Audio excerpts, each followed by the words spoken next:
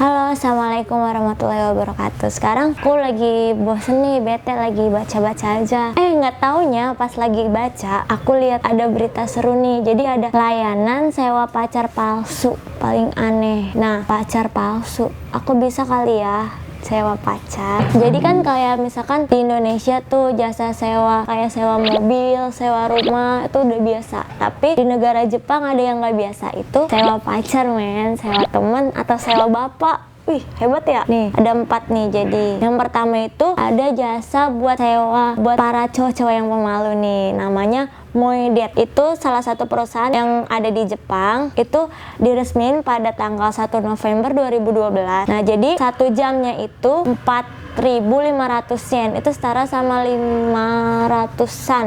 Terus 3 jamnya 13.500 yen, setara 1,6 juta. Nah, pokoknya dia boleh pinjem pacar, boleh ngapain aja, boleh kencan, boleh makan, kecuali seks nggak boleh. Ada lagi layanan sewa ayah palsu, pacar palsu, dan teman palsu.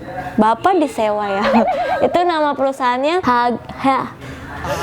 Hagemashi Tai. Bacanya Tai kali ya. Tulisannya Tai. Itu tuh perusahaan jasa yang baru nih, tapi itu menawarkan aktor bayaran lebih mahal harganya. Terus ada yang ini buat sewa teman. Ipin, aku sewain kamu ya. Jadi tuh kalau kamu nggak punya teman, kamu bisa nyewa teman di sini. Teman aja dibayar. Terus ada lagi layanan rental pria parubaya. Parubaya tua kan ya, Kak? Bukan. Jadi nama rentalnya itu Osan Rental atau Osan gitu kan. Nah, jadi itu kalau ini yang khusus 50 tahun ke atas deh kayaknya parubaya ya. Nah, ini harganya 1.000 yen per jam atau sekitar 114.000 rupiah. Lebih murah karena lebih tua. Nah, itu tuh ada beberapa macam tempat sewa pacar, sewa bapak, atau sewa teman. Kamu pilih mana? Yaudah, dadah. Assalamualaikum.